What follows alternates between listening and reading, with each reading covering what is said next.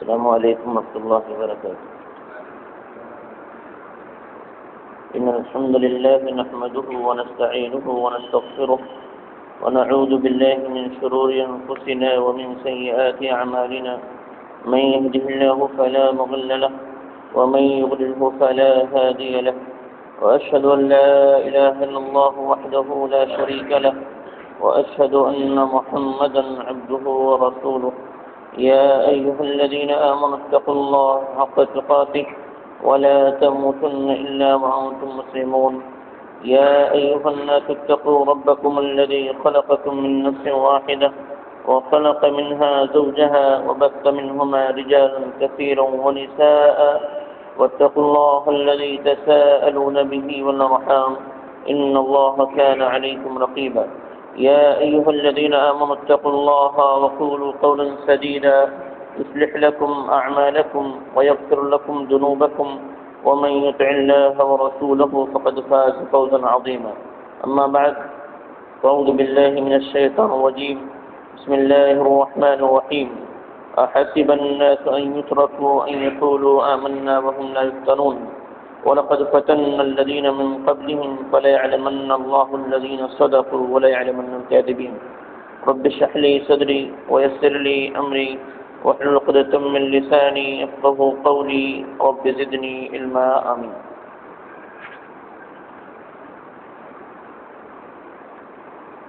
حمد و ثنا کبریائی و بڑائی اکیلے اللہ رب العالمین کے لیے. اللہ کی رحمتیں اور برکتیں نازل ہوں انبیاء کرام پر، خصوصاً آخری نبی جناب محمد رسول اللہ صلی اللہ علیہ وسلم پر، صحابہ کرام پر اور قیامت تک آنے والے مومنین پر.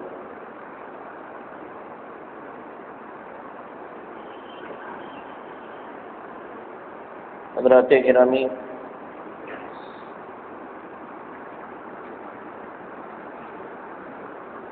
ایک ماہ کے وقفے کے بعد ایک بار پھر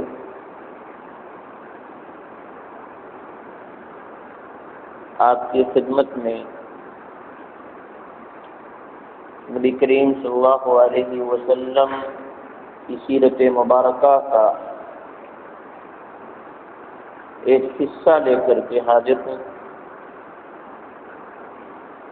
اللہ سے دعا ہے الہ العالمین ہم تمام کو ان واقعات سے عبرت و نصیحت حاصل کرنے کی توفیق عطا فرما اور اپنی زندگی میں اسے نافذ کرنے کی توفیق عطا فرما. آمین رب العالمین. آج کے درس کا عنوان ہے داعیے الی اللہ، مکہ سے طائف کی طرف. داعیے الی اللہ یعنی اللہ کی جانب بلانے والے. مراد اللہ کے نبی صلی اللہ علیہ وسلم. آپ اللہ کی طرف بلانے والے ہیں. آپ کو اللہ تعالی نے نبی بنا کے بھیجا. مکہ کے اندر آپ مبعوث ہوئے، لیکن ایک وقت ایسا آیا کہ نبی کریم صلی اللہ علیہ وسلم کو مکہ چھوڑ کر کے طائف جانا پڑا، صرف اسی مقصد کے تحت کہ وہاں لوگوں کو اللہ کی طرف بلائیں، اللہ کے بندوں کو اللہ کی جانب بلائیں جو اللہ کو چھوڑ کر کے اللہ کے بندوں کی عبادت کرنے لگ گئے. اس سے پہلے کے جو دروس تھے، بات جہاں مکمل ہوئی تھی وہ یہ کہ نبی کریم صلی اللہ علیہ وسلم اور مسلمانوں کا بائیکاٹ کیا جا چکا تھا.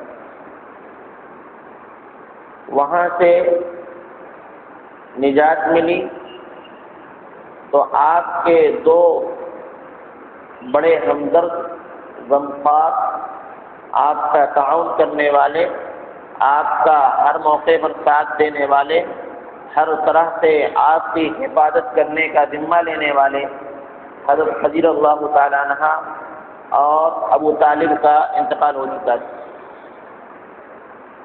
ابو طالب کا انتقال اس حالت میں نبی کریم صلی اللہ علیہ وسلم آپ کو کلمہ پڑھنے کی تلقین کر رہے ہیں اور کفار مکہ ان کو باپ دادا کے دین پر قائم رکھنے کی تلقین کر رہے ہیں، اور آخر کار کفر جیت جاتا ہے اور ابو طالب کفر پر مرتے ہیں، اور کلمہ توحید، کلمہ اسلام اور وہ کلمہ جو انسان کو جنت تک پہنچا سکتا ہے اس کو انہوں نے نہیں پڑھا۔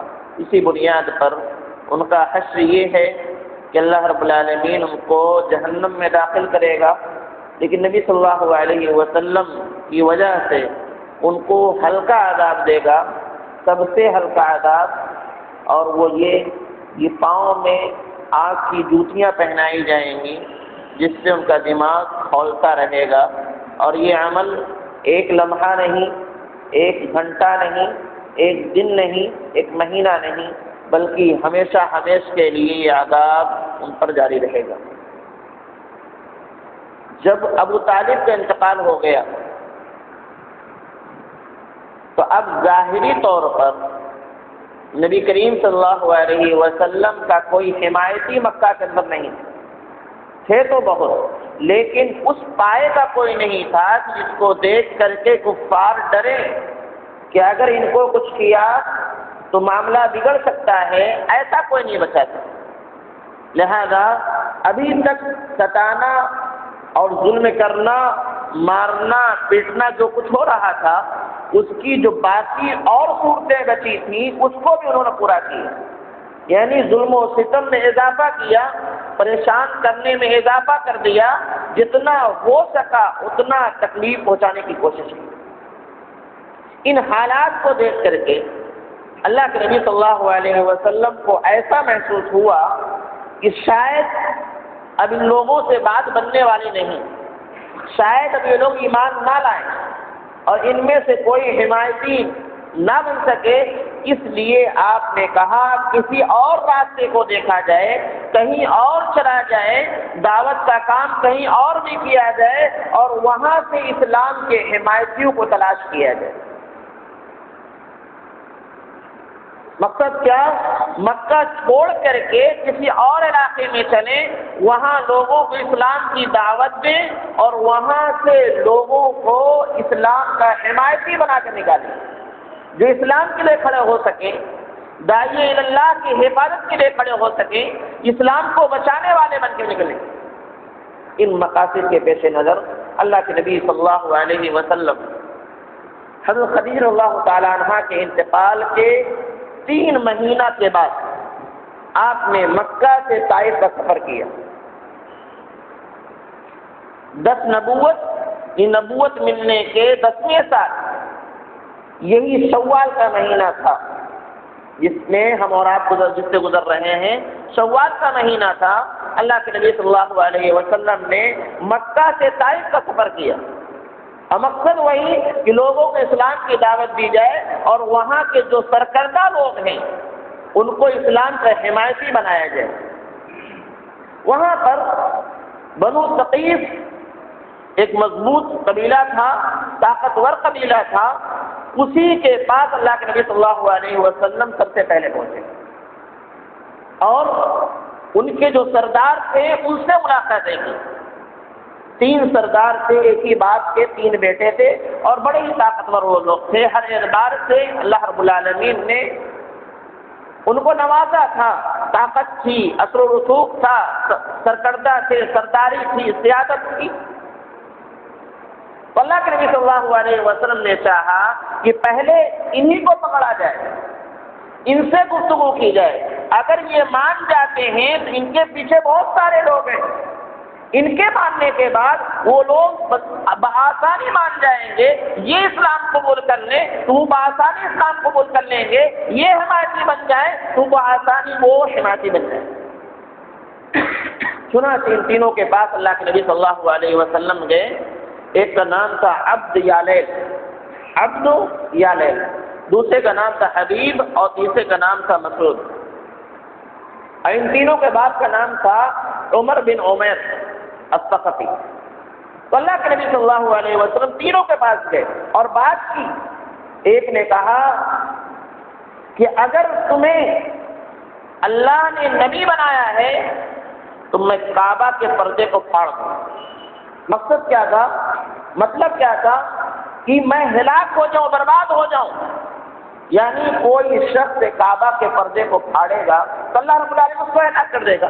تو کہنا یہ چاہ رہا تھا کہ اگر تم سچے ہو تو میں کعبہ کے خلاف کو پھاڑ دوں، یعنی مجھے یقین ہے کہ تم سچے نہیں ہو، اس لیے میں اپنی ہلاکت کا دعویٰ کر رہا ہوں۔ ہمیں یقین ہے کہ تم سچے نہیں ہو، سچے نبی نہیں ہو، اسی لیے میں کہہ رہا ہوں کہ اگر تم سچے ہوگے تو میں کعبہ کا پردہ پھاڑ دوں گا تاکہ اللہ مجھ سے ہلاک کر دے۔ اتنا یقین ہے مجھ کو کہ میں اپنی ہلاکت کو دعوت دے رہا ہوں اس لیے کہ تم نبی نہیں ہو۔ دوسرے کے پاس گئے، اس نے کہا کہ دنیا میں، مکہ میں، علاقے میں کوئی اور شخص اللہ کو نہیں ملا تھا نبی بنانے کو، تم ہی ایک تھے۔ اور تیسرے نے کہا کہ میں تم سے بات نہیں کروں گا، کیوں؟ اگر تم سچے نبی ہوگے اور میں نے آپ کی بات نہ مانی تو یہ انتہائی خطرناک بات ہے، میری ہلاکت کی بات ہو جائے گی، اس لیے میں بچتا ہوں۔ اور اگر تم جھوٹے ہو تو ایسے شخص سے بات کرنا ہی نہیں چاہیے۔ تیسرا والا کسی حد تک صحیح جواب دیا، نہ مانا نہ انکار کیا، کہا کہ میں تم سے بات نہیں کرنا چاہتا، اگر تم سچے ہوگے اور میں نے بات کیا اور تمہاری بات کو نہیں مانا تو یہ میرے لیے ہلاکت ہے، خطرناک بات ہے، اس لیے میں بچتا ہوں۔ اور اگر تم جھوٹے ہو تو جھوٹے آدمی سے بات نہیں کی جاتی۔ یہ ایک اچھا جواب تھا۔ بقیہ دو لوگوں نے ایک طریقے سے نبی کو چڑھایا، نبی کو جھٹلایا۔ ان حالات میں جب گفتگو ہو چکی تو اللہ کے نبی صلی اللہ علیہ وسلم نے کہا ٹھیک ہے، آپ نے ہماری بات نہیں مانی، لیکن کم از کم اتنا کیجیے، یہ جو گفتگو ہمارے اور آپ کے درمیان ہوئی ہے اس کو کہیں اور بتائیے گا مت، تھوڑا سا خاموش ہو جائے۔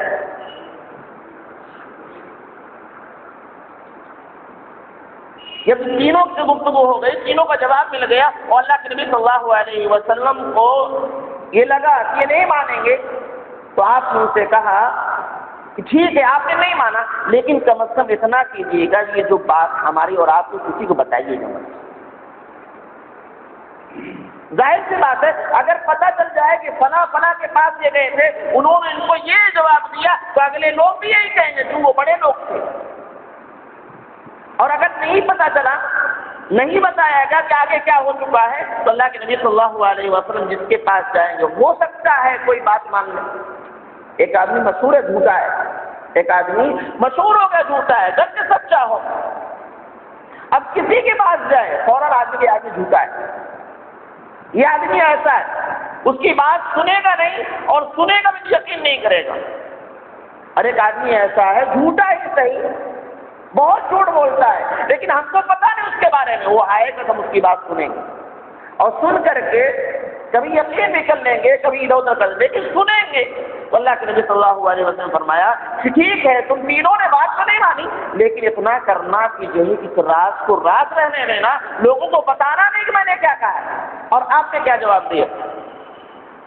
لیکن ان بدبختوں نے، ان ظالموں نے، ان سرپسندوں نے، یہ اللہ کے باغیوں نے نہ صرف یہ کہ راز کو راز نہیں رہنے دیا، نہ صرف یہ کہ اس بات کو چھپایا نہیں، بلکہ اس کو عام کیا، لوگوں کو بتایا، اور جو اوباش قسم کے لڑکے تھے، سرپسند قسم کے لڑکے تھے، شرارتی لڑکے تھے، ان کو لگا دیا،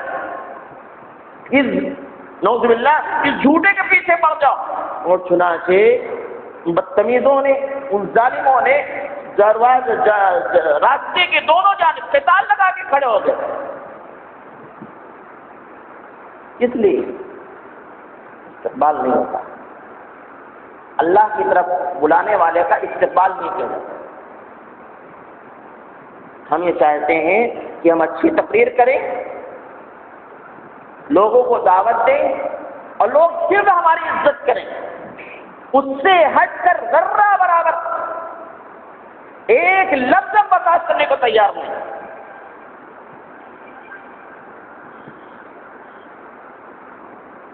ایک کوئی عالم ہے،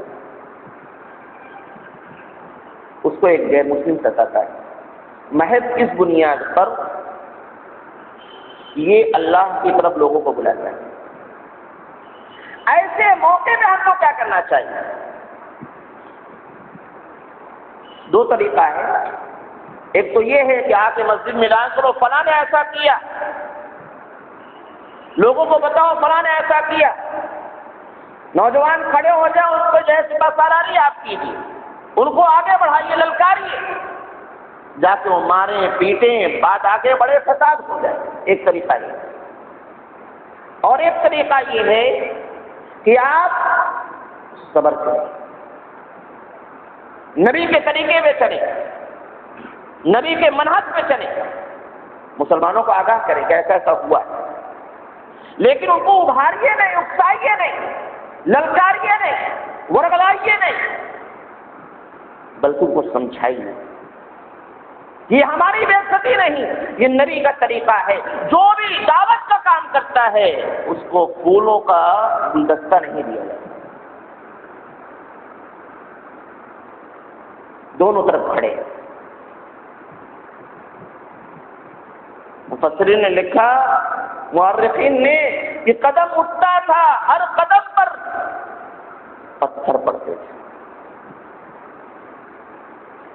کہا جاتا ہے کہ تمہارے سامنے ہم پھول نچھاور کریں گے، قالین بچھا دیں گے۔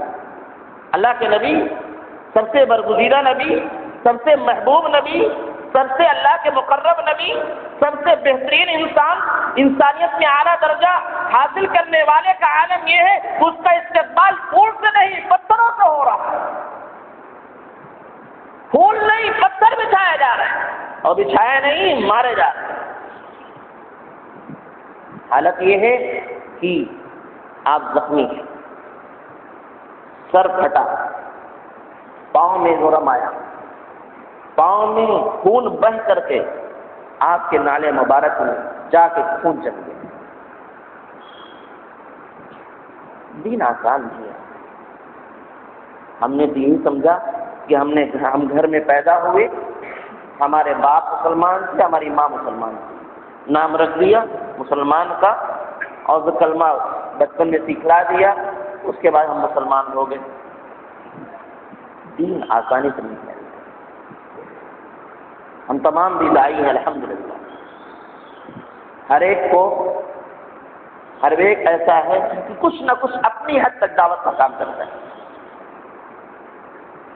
ہم نے کون سا ایسا کام کیا جس کی وجہ سے، دعوت کی وجہ سے، اللہ کی طرف بلانے کے لیے ہم نے کون سا ایسا کام کیا جس کی وجہ سے ہمیں کبھی کوئی کنکر مارا گیا؟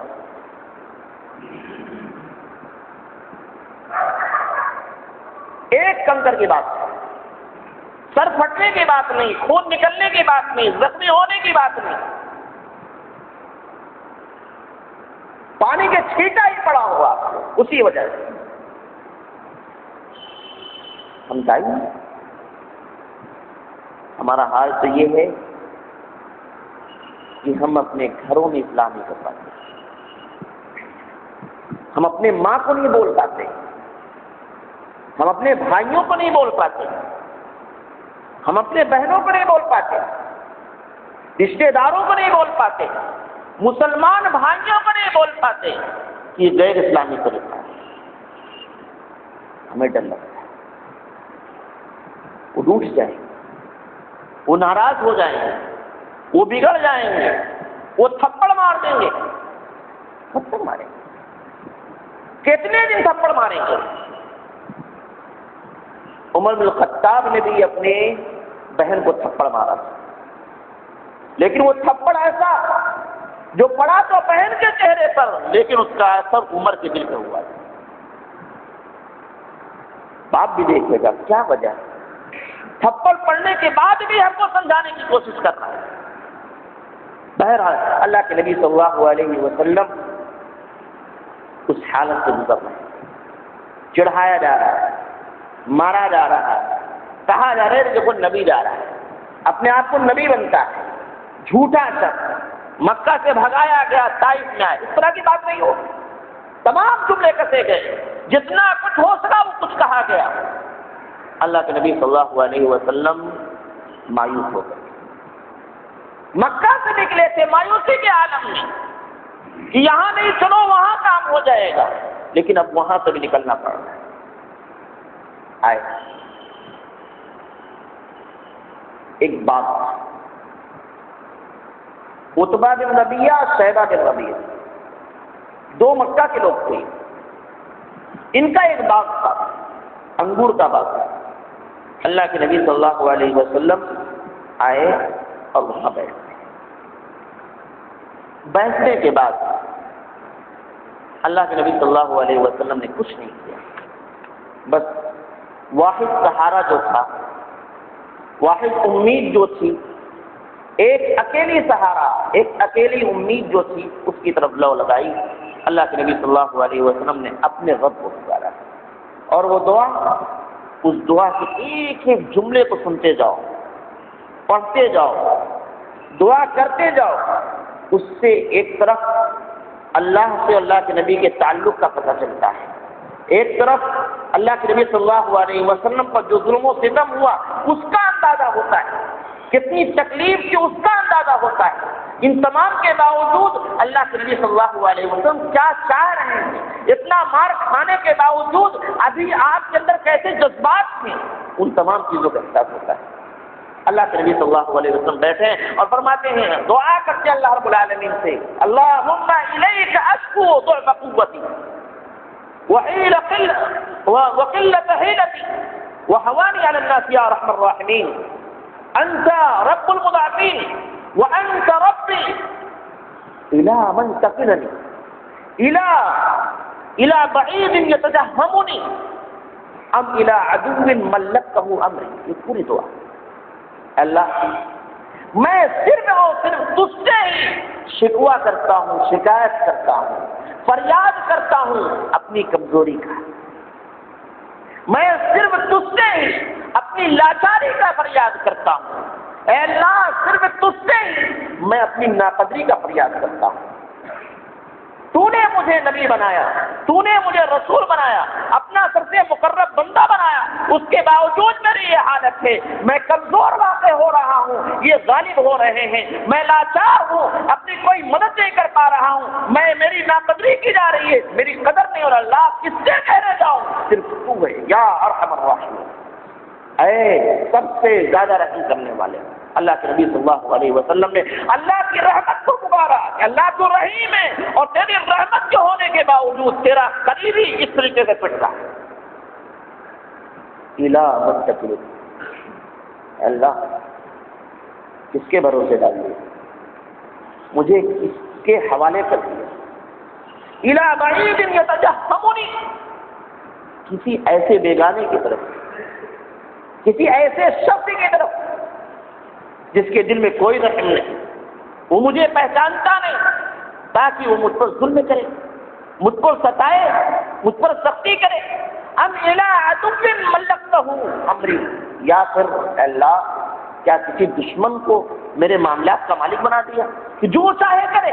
ان تمام کے کہنے کے بعد کہ اللہ اپنی ضعف قوت کا، اپنی کمزوری کا، اپنی لاچاری کا، اپنی ناقدری کا تجھ سے شکایت کرتا ہوں، صرف تجھ سے شکایت کرتا ہوں، اے ارحم الراحمین، اے تمام رحم کرنے والوں میں سب سے زیادہ رحم کرنے والے تو ہی میرا رب ہے، انت ربی وانت رب المضاعفین، اور تو کمزوروں کا رب ہے۔ اللہ کیا دشمنوں کے حوالے کر دیا، اے اللہ کن کے حوالے مجھ کو کیا، دشمنوں کے حوالے یا بیگانے کی طرف۔ ان تمام چیز کا شکوہ شکایت کرنے کے بعد اللہ کے نبی صلی اللہ علیہ وسلم فرماتے ہیں، ان لم یکن بک علی غضب فلا ابالی، مار کھایا ہوں، پتا ہوں، زخمی ہوں، لاچار ہوں، بے قدر ہوں، کوئی قدر نہیں، کمزور واقع ہوا، خون بہ رہا ہے، ان تمام کی حالت میں دھتکارا ہوا ہوں، اس کے باوجود اللہ اگر تیرا غضب مجھ پر نہیں تو کوئی بات نہیں، کوئی صلہ نہیں چاہیے، اگر تیرا غضب مجھ پر نہیں، تو اس سے ناراض نہیں، ان تمام چیزوں کو برداشت کرنے کے تیار۔ اتنا سب کچھ ہوا، ولیکن عافیتک ہی اوسع لی، اے اللہ لیکن تیری معافی اور درگزر، تیرا معاف کرنا، تیرا عفو بس مجھ پر وسیع ہو جائے. یعنی ان تمام کے باوجود ہو سکتا ہے کوئی غلطی رہ گئی ہو، تبلیغ کرنے میں کوئی کمی کے رہ گئی ہو، کوئی کسر رہ گیا ہو، اللہ بس اپنی عفو درگزر سے مجھ کو ڈھانپ. اس کے بعد اللہ کے نبی صلی اللہ علیہ وسلم آگے فرماتے ہیں، دعا میں مزید کہتے ہیں، اعوذ بنور وجهک الذی اشرقت علیہ الظلمات. اللہ میں تیرے چہرے کے نور کا واسطہ دیتا ہوں جس سے تاریکیاں روشن ہو گئی. وصلها علیہ امر الدنیا والآخرہ، اور جس چہرے کی روشنی کی وجہ سے دنیا اور آخرت کے معاملات سدھر گئے، اے اللہ ان کا واسطہ دے کر کے میں تجھ سے پناہ مانگتا ہوں اس بات سے کہ ان تنزل بی غضبک، کہ تو مجھ پر اپنا غضب نازل کر دے.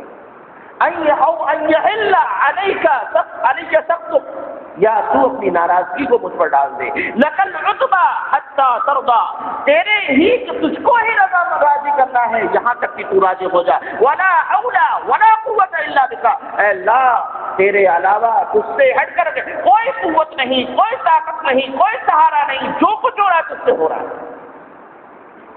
اللہ کے نبی صلی اللہ علیہ وسلم نے دعا کی. ہم اور آپ اپنا محاسبہ کریں کہ ہم نے اللہ سے کب ایسی فریاد کی، کب ہمارے ساتھ ایسے حالات آئے کہ ہم کہہ سکیں اللہ کن کے حوالے میں کر دیا. آج ہم کیسے مسلمان پریشان ہیں، اور یقیناً پریشان ہیں. اس پر ظلم ہو رہا ہے، اس پر ستم ہو رہا ہے، اس کے ساتھ بہت کچھ ہو رہا ہے جو نہیں ہونا چاہیے. یہ موقع ہے ان کے لیے کہ اللہ نے ان کو آزمایا ہے. اپنے آپ کو چیخ چلانا جو ہے سہ ہے، لیکن اللہ سے جوڑ کر کے، اللہ سے فریاد کر کے کہیں الا من تکلنی یا ارحم الراحمین، اے رحم کرنے والے، اے رحمت للعالمین، سب پر رحم کرنے والے، سب سے زیادہ رحم کرنے والے، ہمیں کن کے حوالے کر دیا؟ دشمنوں کے، ایسے لوگوں کے جو مجھ پر سختی کریں. یہ سوال کرنے کا وقت ہے، اپنے آپ کو رب سے جوڑنے کا وقت ہے. اور ان تمام کے باوجود یہ کہہ دینا چاہیے، بہت سارے بھائی کہتے ہیں اللہ کی مدد کب آئے گی، اللہ کب دیکھے گا، اللہ کب دیکھے گا. ان کو پتا ہونا چاہیے اللہ سے کوئی چیز پوشیدہ نہیں، اللہ کی آنکھ بند نہیں، اللہ دیکھ رہا ہے، سب کچھ دیکھ رہا ہے، ظالموں کو بھی دیکھ رہا ہے، مظلوموں کو بھی دیکھ رہا ہے، لیکن یہ بھی دیکھ رہا ہے کہ ان حالات میں بھی ہمارے بندے ہم سے قریب آ رہے ہیں یا نہیں آ رہے ہیں. فلسطین کے مسلمانوں کے لیے دعائیں کی بات ہوتی،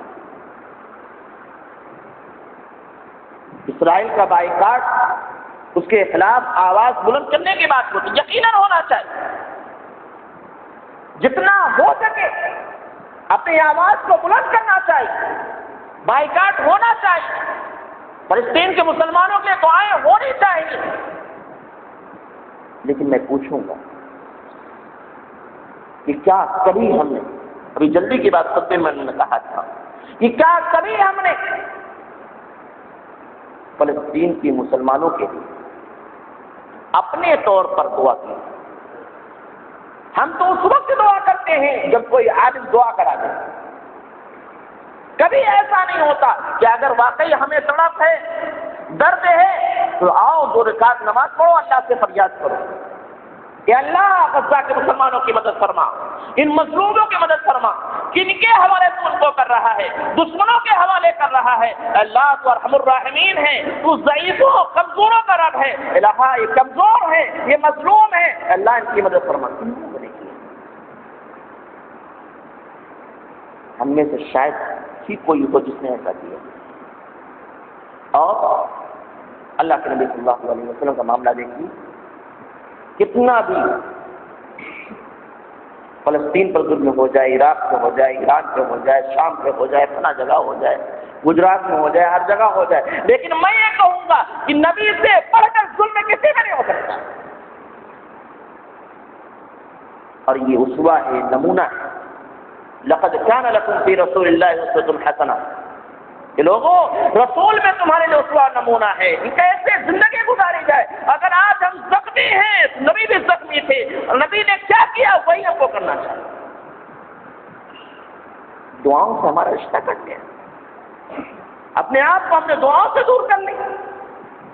ہم انتظار میں ہوتے ہیں کہ مجمع عام ہو، وہاں دعا ہو تو ہم چلیں، ہم چاہتے ہیں کہ احتجاج ہو، وہاں آگے آگے رہیں، ہم پوسٹر لگوا دیں گے، عید ایسی منائی جائے ویسی منائی جائے، ایسا ہو جانا چاہیے۔ محض سب کی بات تو نہیں کرتا، لیکن اکثریت کی بات کرتا ہوں، پوسٹر کے لیے سب کچھ ہوتا ہے۔ ان حالات میں فلسطین کے مسلمانوں کے درد کو محسوس کرتے ہوئے بھی سیاست کرنے کی کوشش کی جا رہی ہے، شہرت حاصل کرنے کی کوشش کی جا رہی ہے، ہماری تصویر آ جائے، ہمارے نام کا بینر لگ جائے، محلے میں ہمارا نام ہو جائے کہ انہوں نے ایسا کیا، انہوں نے ایسا کیا۔ اگر آج بھی مسلمان سنجیدہ ہو جائے، جو کہتا ہے وہ کرنے لگ جائے، جتنا بڑا بینر لگا تو لوگوں سے اپیل کرتا ہے، اتنا ہی وہ جو ہے اللہ سے دعائیں کرنے لگ جائے، انشاءاللہ وہ دن دور نہیں کہ جیسے بدر کے میدان میں اللہ نے فرشتوں کو بھیجا، احد کے میدان میں فرشتوں کو بھیجا، خندق کے میدان میں فرشتوں کو بھیجا، احزاب میں بھیجا، تمام مقامات پر اللہ رب العالمین نے فرشتوں کو بھیج کر کے مسلمانوں کی مدد فرمائی۔ آج بھی ہو سکتی ہے، اس وقت بھی نبی نے دعا کیا تھا، فرشتے آئے تھے، اور آج بھی دعا کی جائے گی تو فرشتے آئے گے۔ اللہ اپنے بندوں کو ویسے نہیں چھوڑتا۔ اللہ کے نبی صلی اللہ علیہ وسلم نے دعا فرمائی، اور دعا فرمانے کے بعد اللہ رب العالمین نے دعا قبول کی۔ اس کی جانب بڑھنے سے پہلے اس دعا سے کو کیا کیا بات معلوم ہوتی، ہمارے لیے اس میں کیا نمونہ ہے، کیا نصیحت ہے، کیا واعظ ہے؟ اللہ رب العالمین اپنے نبی کی اس دعا سے ہمیں کیا سکھانا چاہتا ہے؟ سب سے پہلے چیز یہ کہ ہم کام اللہ کے لیے کریں تو اللہ ہی سے جائیں۔ بہت سارے بھائی ہیں دعوت کا کام کریں گے اور ذرا سے کچھ ہوا، اس نے ہمارے ساتھ ایسا کیا، اگر فتح یابی ہوئی تو بھی بیان کرتے پھر رہے، ہم نے اس کو ایسا کیا، اس نے یہ جواب دیا، پھر میں نے یہ جواب بولا چاہتا ہوں، بیان کرتے پھر رہے۔ ارے تم نے اللہ کے لیے کیا، تم سے کیوں کہہ رہے ہو؟ اللہ سے کہو کہ اللہ تیری رضا کے لیے ہم نے یہ کام کیا تھا، میں نے فلاں بندے کو اس کو جو ہے سمجھایا، وہ سمجھ گیا، اللہ اس کے سینے مجھ کو یہ دے دے۔ ہم اللہ سے کیوں نہیں کہتے؟ ادھر ادھر کیوں کہنے جاتے ہیں؟ اپنی شکوہ ہو یا شکایت ہو، یا اپنی جو ہے کامیابی ہو، اللہ کے حوالے کرو، اللہ سے بتاؤ۔ اللہ کے نبی صلی اللہ علیہ وسلم نے فرمایا اللہم الیک اشکو ضعف قوتی، تجھ سے ہی، علماء جانتے ہیں اس طرح کا جملہ آتا ہے جس کا مراد یہ ہوتا ہے کہ اللہ تجھ سے ہی، یعنی میرے علاوہ کسی اور سے شکایت کرنے نہیں گے کہ میرے ساتھ یہ ہو گیا، میرے ساتھ یہ ہو گیا۔ پتہ یہ چلا کہ ایک مومن بندہ اپنی شکایت اللہ سے کرتا ہے، کیونکہ وہ جانتا ہے کہ ہماری شکایت کو دور کرنے والی ذات اللہ ہے، تکلیف کو دور کرنے والی ذات اللہ ہے، اس کے علاوہ کہیں اور نہیں۔ ہم مسلمان سے اس میں غلطی ہو جاتی ہے، ہم کلمہ پڑھنے والوں کو سے اس میں غلطی ہو جاتی ہے، نبی کے ماننے والوں سے اس میں غلطی ہو جاتی ہے کہ اپنی تکلیفوں کو لے کر کے اللہ کو چھوڑ کر کے کہیں اور بھی جاتے ہیں۔ اور جان لیجیے قیامت کے صبح تک اپنے ماتھے کو رگڑو، ناکوں کو رگڑو، لیکن وہ تمہاری تکلیف کو دور نہیں کر سکتا۔ اگر کوئی کر سکتا ہے تو ایک ساتھ وہ اللہ رب العالمین کے ساتھ، اللہ کے نبی صلی اللہ علیہ وسلم نے اسی کو پکارا۔ دوسری بات یہ کہ اللہ کے نبی صلی اللہ علیہ وسلم، انسان جب بھی دعا کرے تو اپنے اعمال کا حوالہ دے سکتا ہے۔ ہم نے کوئی نیک عمل کیا، اللہ کے لیے کوئی کام کیا، تو دعا میں اللہ سے کہیں کہ اللہ تیری رضا کے لیے میں نے یہ نماز پڑھی، تیری رضا کے لیے روزے رکھے، تیری رضا کے لیے زکات کیا، حج کیا، اللہ تیری رضا کے لیے میں نے سچ بولا ہے۔ لوگ سچ کو نیکی مانتے ہی نہیں اور جھوٹ کو برائی نہیں مانتے۔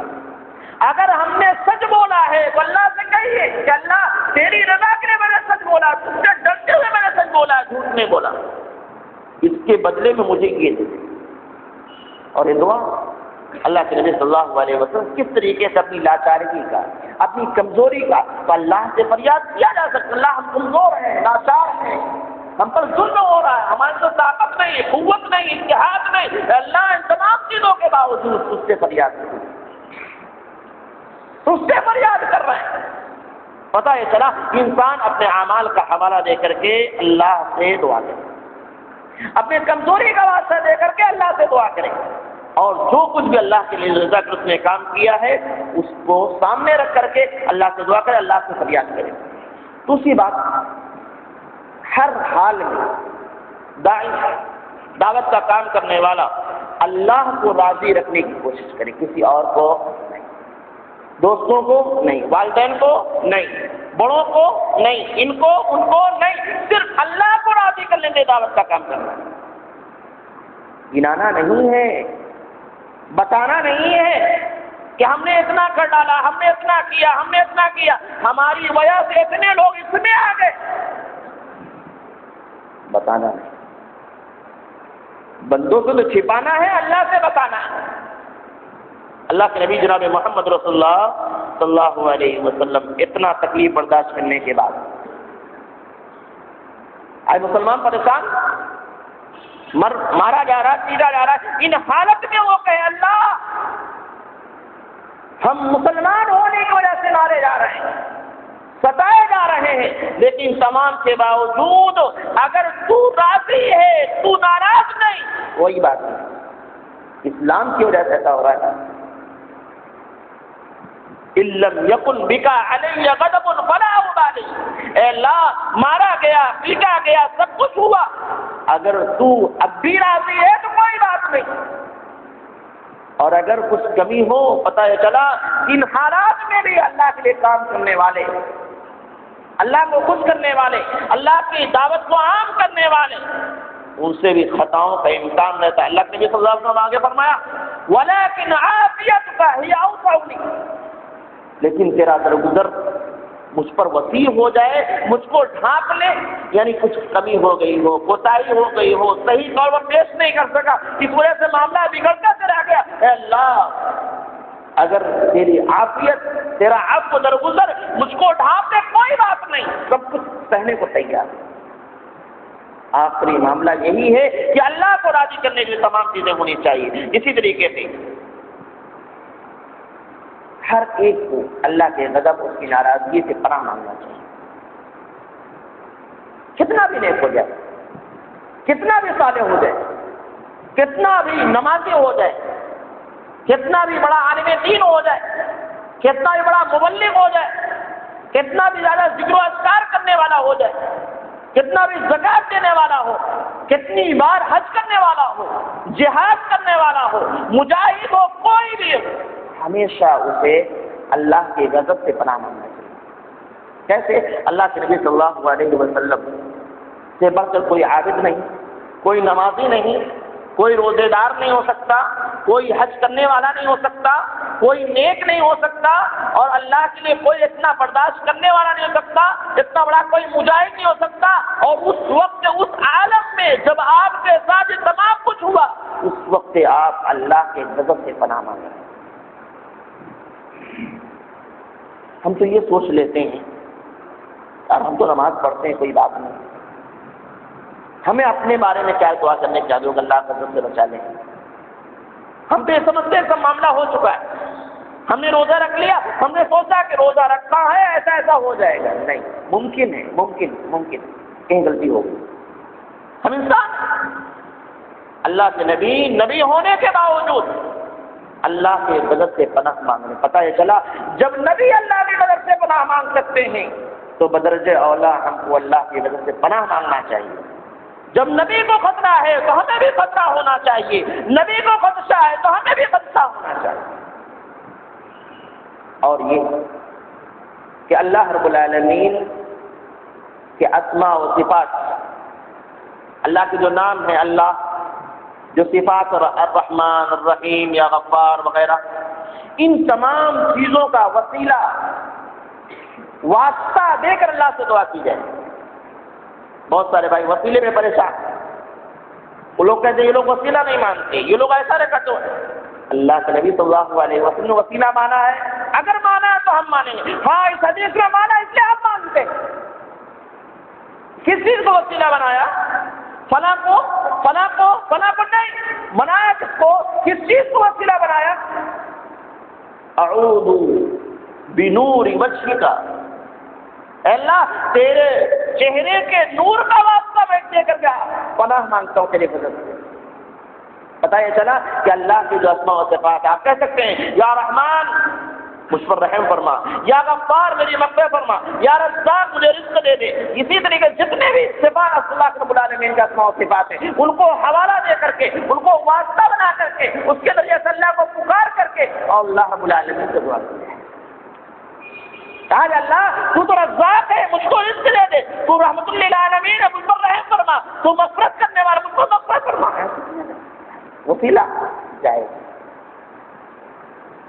بات دوسری طرف جائے گی، میں وضاحت کرتا کہ وسیلہ کتنی میرا اسماء و صفات سے اللہ کے نبی صلی اللہ علیہ وسلم نے اللہ کے سامنے وسیلہ بنا کر کے دعا کی، اور ہم بھی ویسے ہی کریں۔ اور یہ بھول جائے کہ وسیلہ جائز نہیں، وسیلہ کئی لوگ مانتے ہیں وسیلہ جو جائز نہیں وہ غلط والا وسیلہ ہے، شرعی وسیلہ نہیں، اور جو نبی وسیلہ ہے، شرعی وسیلہ ہے، وہ جائز ہے، اس کا واسطہ دے۔ اور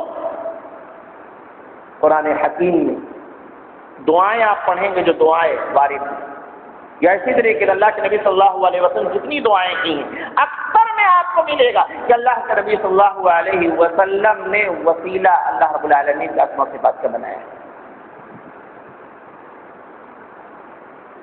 ابھی شب قدر کی دعا تھی، کون سی دعا تھی؟ اللہم انک عفو تحب العفو فاعف عنی، وسیلہ بنایا، اے اللہ تو معاف کرنے والا ہے، تحب العفو تو معاف کرنے کو پسند کرتا ہے، فاعف عنی مجھ کو معاف فرما دے۔ وسیلہ کس بات کا؟ اللہ تو معاف کرنے والا ہے، معاف کرنا تجھے پسند ہے، مجھ کو بھی معاف فرما۔ اللہ کے نبی صلی اللہ علیہ وسلم وسیلہ بنایا۔ بہرحال تو اللہ رب العالمین کے اسماء و صفات سے وہ پکڑ کر کے وسیلہ بنایا جا سکتا ہے، اس سے جو ہے اللہ رب العالمین سے دعا کی جا سکتی ہے۔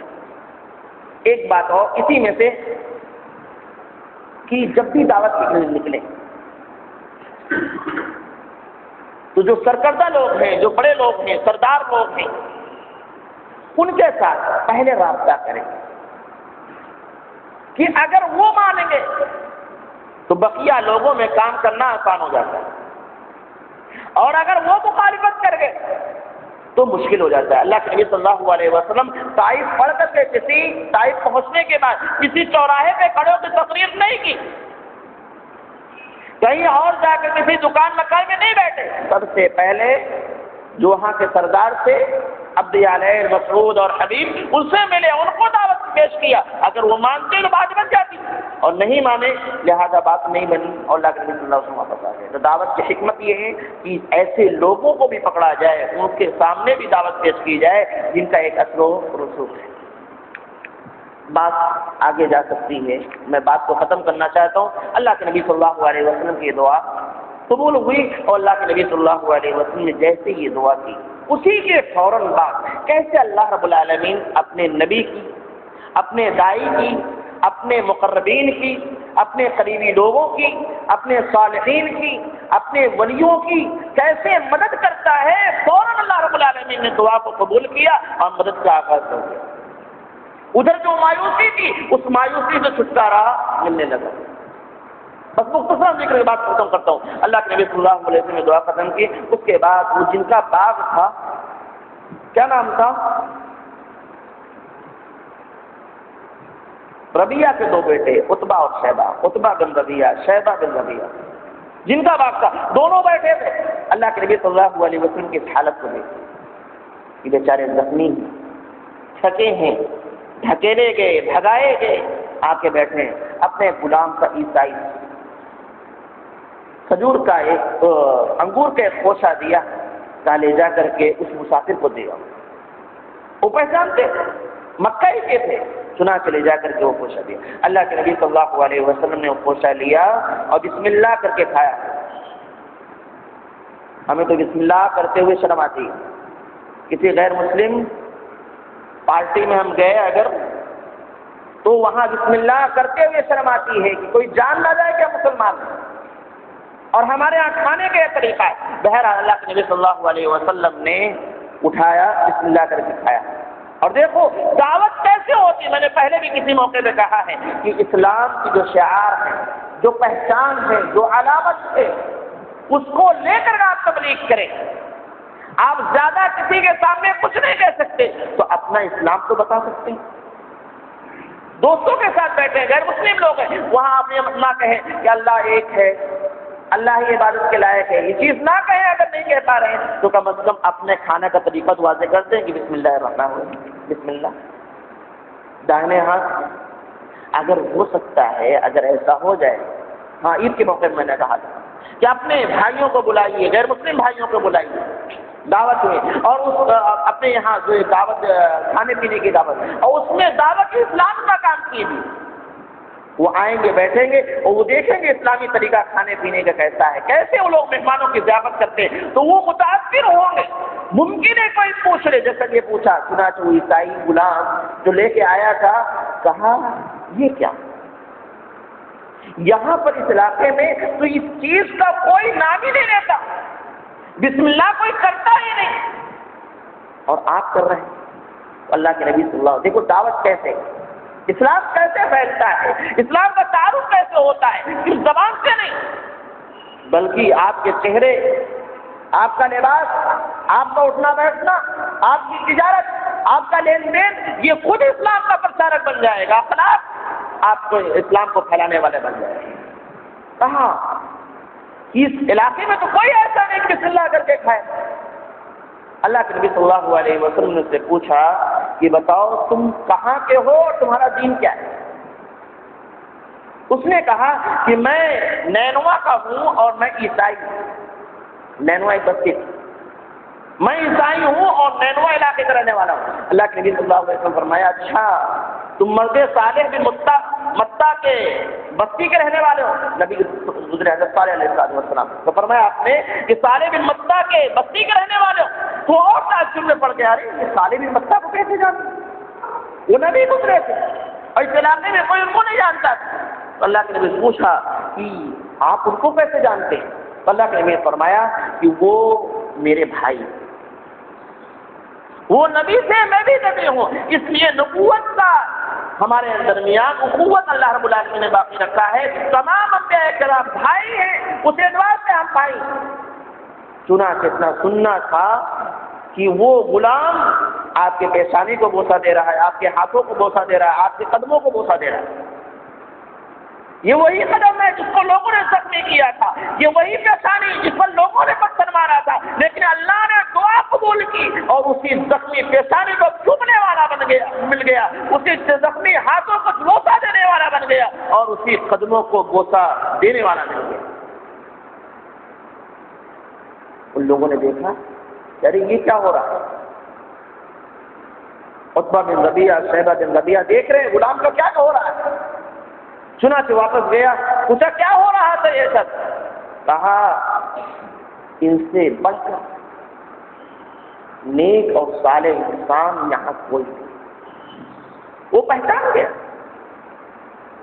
کہا ان سے بڑھ کر نیک اور صالح کوئی انسان نہیں، اس لیے میں ایسا کر رہا تھا۔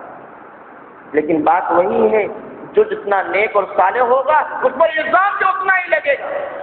چنانچہ کہا دیکھو اس سے دور رہنا، تمہیں وہ برباد نہ کر دے، تمہارے دین کو خراب نہ کر دے، تمہارا دین ان کے دین سے اچھا ہے۔ مانتے تھے کفار مکہ عیسائی کا دین اچھا اس لیے کر رہے ہیں، جو تم عیسائی مذہب پر ہو وہ مذہب اس مذہب سے اچھا ہے جس کے پرچارک ہیں۔ بہرحال اللہ کے نبی صلی اللہ علیہ وسلم کی یہ دعوت جس کو لے کر کے مکہ سے آپ نکلے، طائف تک گئے اور وہاں سے ان حالات میں واپس آئے اور یہاں پر اللہ سے دعا کی اور اللہ تعالیٰ نے وہیں سے اپنی مدد کا آغاز کیا۔ آگے انشاءاللہ باتیں اور بھی ہوں گی، لیکن کہنے کے بعد یہ مسلمانوں کہ ہم تمام کو عبرت حاصل کرنا چاہیے، کچھ کرنا چاہیے۔ بہت ہو گیا کہ ہم اپنے آپ کو مسلمان کہتے ہیں، اپنے آپ کو دائی کہتے ہیں، اپنے آپ کو سب کچھ کہتے ہیں۔ کچھ عملی طور پر کچھ کرنا چاہیے، اصلاح کے لیے کچھ قربانی دینا چاہیے۔